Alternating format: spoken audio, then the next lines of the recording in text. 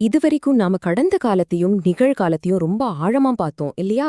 1950ஆம் வருஷத்து ஜனாதிபதி ஆணை எப்படி தலித் கிறிஸ்தவங்கள வெளியே வச்சது, நீதிமன்றங்கள் என்ன சொன்னுச்சு, ஏன் சர்ச்சுக்குள்ள கூட சாதி இருக்கு, சட்டத்துக்கும் நீதிக்கும் நடுவுல என்ன பிரச்சனைன்னு எல்லாத்தையும் அலசி ஆராய்ஞ்சோம். இப்போ நாம ஒரு முக்கியமான ஆனா கொஞ்சம் சவாலான ஒரு கேள்விக்குள்ள போக போறோம்.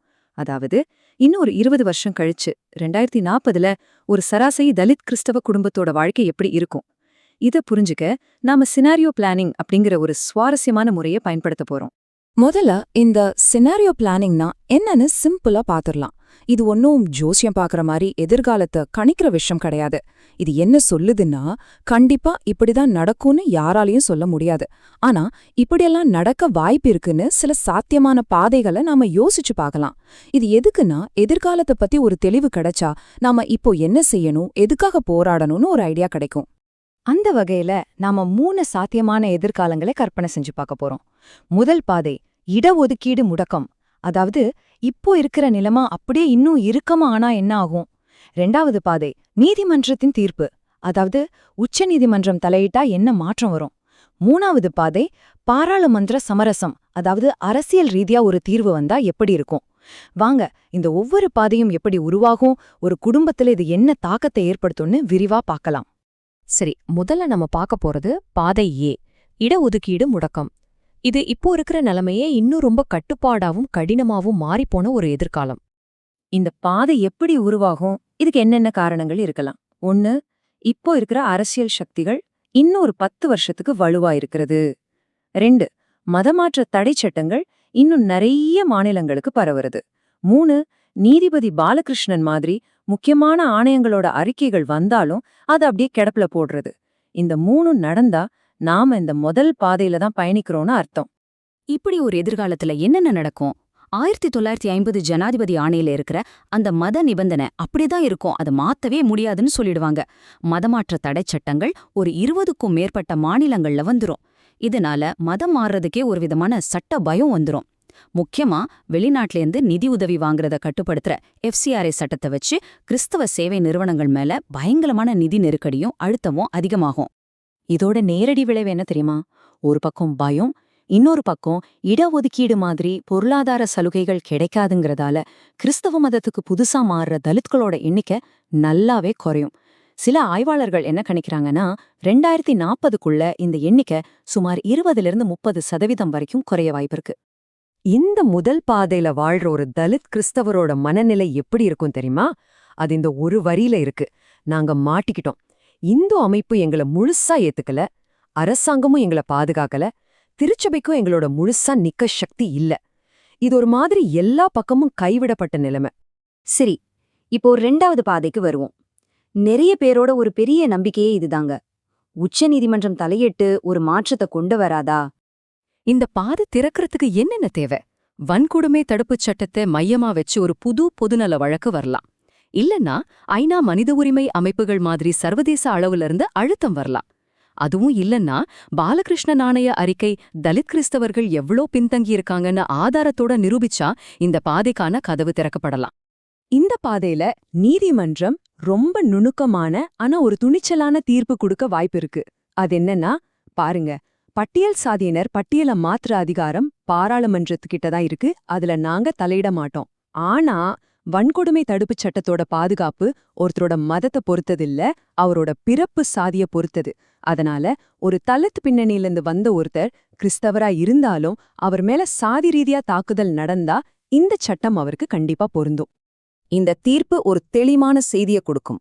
நீங்க கிறிஸ்தவருங்கிற ஒரே காரணத்துக்காக சாதி வன்கொடுமைகளுக்கு எதிரான சட்ட பாதுகாப்பு உங்களுக்கு கிடையாதுன்னு சொல்ல முடியாது. யோசிச்சு பாருங்க, இது இடஒதுக்கீட்டை கொடுக்கலேனாலும் இது ஒரு பகுதி வெற்றி தான். பாதுகாப்பு உணர்வு கொடுக்கிற ஒரு மிகப்பெரிய மனரீதியான வெற்றி. இப்போ 3வது கொஞ்சம் சிக்கலான பாதைக்கு வருவோம். அதாவது பாராளுமன்றத்துல ஒரு அரசியல் சமரசம் மூலமா தீர்வு வர்றது. இது நடக்கிறதுக்கு என்னெல்லாம் நடக்கணும்? தேசிய அளவுல ஒரு கூட்டணி ஆட்சி வரணும். சில முக்கியமான மாநிலங்கள்ல தலித் கிறிஸ்தவ வாக்குகள் தேர்தல் முடிவுகளையே மாத்திர சக்தியா மாறணும். அதுக்கப்புறம் தலித் கிறிஸ்தவர்களோட சமூக பொருளாதார நிலைமை மத்த பட்டியல் சாதியினரை விட மோசமா இருக்குன்னு ஒரு அதிகாரப்பூர்வ அறிக்கை சொல்லணும். இதெல்லாம் ஒன்னா சேர்ந்தா அரசியல் கதவுகள் திறக்க வாய்ப்பிருக்கு. அப்போ ஒரு சமரச ஃபார்முலா உருவாக வாய்ப்பிருக்கு. அது எப்படி இருக்கலாம்? மொத்த இட ஒதுக்கீட மாத்தாம அதுக்குள்ள ஒரு உள் ஒதுக்கீட்டை கொண்டு வரலாம். உதாரணத்துக்கு சொல்றேன், இப்ப இருக்கிற ஹிந்து பட்டியல் சாதியினருக்கு 70%, சீக்கிய பௌத்த மதமாற்றத்தினருக்கு ஒரு 10%, அப்புறம் தலித் கிறிஸ்தவர்கள் மற்றும் முஸ்லிம்களுக்கு ஒரு 20%ன்னு பிரிக்கலாம். நல்லா கவனிங்க, இந்த நம்பர்ஸ் ஒரு உதாரணம் தான். ஆனா இதுக்கு பின்னால இருக்கிற நோக்கம் என்னன்னா, புதுசா வரவங்களுக்கு இடம் கொடுக்கும்போது ஏற்கனவே இருக்கிறவங்களோட பங்கு பெருசா குறைஞ்சிடக்கூடாதுன்னு பாத்துக்கிறது தான். இந்த பாதையோட மிகப்பெரிய சாதனை என்ன தெரியுமா? முதல் முறையா தலித் கிறிஸ்தவர்கள் சட்ட ரீதியா பட்டியல் சாதியினர் பட்டியல்ல சேர்க்கப்படுவாங்க. கல்வி, வேலைவாய்ப்புக்கான கதவுகள் அவங்களுக்கு திறக்கப்படும். இடஒதுக்கீட்டுக்காக மட்டும் கர்வாப்சி செய்யணுங்கிற அந்த அழுத்தம் கொஞ்சம் கொஞ்சமா குறைய ஆரம்பிக்கும். சரி, இப்போ முக்கியமான கேள்வி. இந்த 3 பாதைகள்ல எது நடக்க அதிக வாய்ப்பு இருக்கு? தற்போதைய அரசியல் சூழ்நிலை வச்சு பார்த்தா பாதை ஏ, அதாவது இப்போ இருக்கிற நிலைமைய தொடர்றதுக்கு தான் அதிக வாய்ப்பு இருக்கு. இதுதான் நாம எதுவும் செய்யாட்டி நடக்க போற ஒரு இயல்பான எதிர்காலம்.